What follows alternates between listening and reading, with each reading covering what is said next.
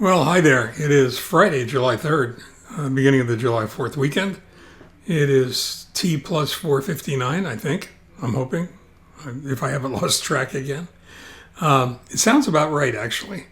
And Journal 363, almost a full year of journals that are completed, which is pretty crazy. Realistically, the reason I've been gone for the last couple of days is because I was overwhelmed, among other things. I mean, there were appointments and other things that we had to take care of, family issues, and that sort of lent to the chaos.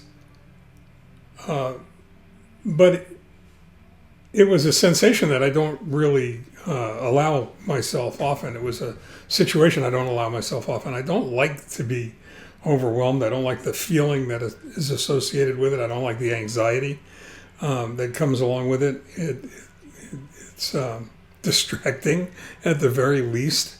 And it's unavoidable in many cases. Life is what happens when you're making other plans.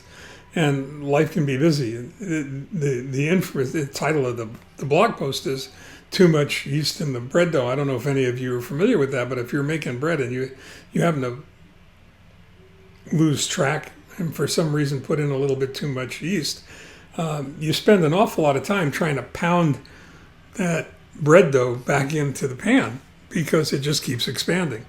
And sometimes that's what happens to our to-dos. That's what happens to our to-do lists, because we fill them up with have-tos instead of want-tos or even need-tos. And I think that's what happened in our case, starting on Tuesday, when we volunteered to help Ryan, our son, out by taking him into town, the LA, Beverly Hills actually, for hip repair surgery. And things sort of, that went well, frankly, other than the fact that it took twice as long as it might have otherwise, under normal circumstances, but the repair was significant. And having been in the automotive repair business my whole life, I certainly understand how and why an estimate can go to hell when you sort of discover things that you weren't aware of before you started working on it. In any case, that was the case on Tuesday, and it sort of like overflowed into Wednesday. And then yesterday I had to go back out to the City of Hope for another appointment. And it's really odd. All these things are important.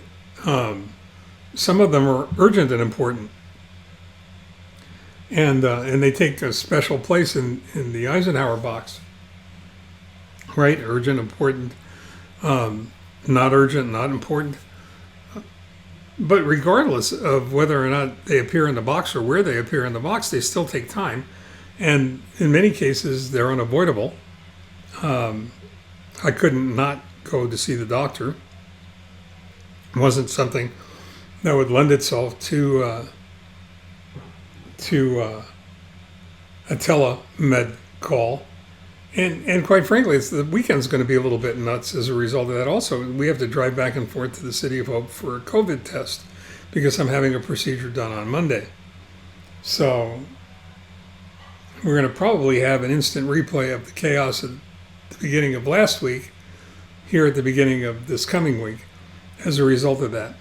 So the bottom line is it doesn't really matter why things happen the way they do. The fact of the matter is, in many cases, they're disruptive regardless. And the secret is how you adjust, how you adapt, what you have to do to make it all work.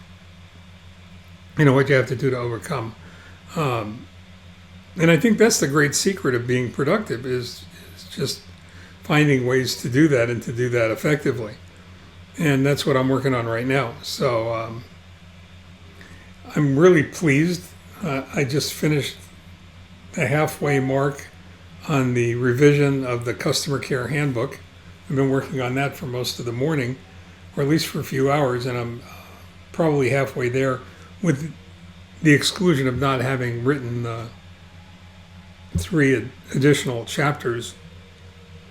I'm researching and outlining and fleshing out right now. So there'll be more about that later on. If you're a small business owner, an entrepreneur, and if you're watching this, and if you would like to go ahead and participate by getting an advanced look at what that customer care handbook is going to look like and the information that's in it, please let me know. So I'd probably like to have somebody in an automotive repair shop environment look at it, and I'd also like to have somebody who's not an automotive repair community member look at it as well. In the meantime, stay strong, stay focused, stay well, stay home, and take care. I'll be back in touch with you a little bit later on.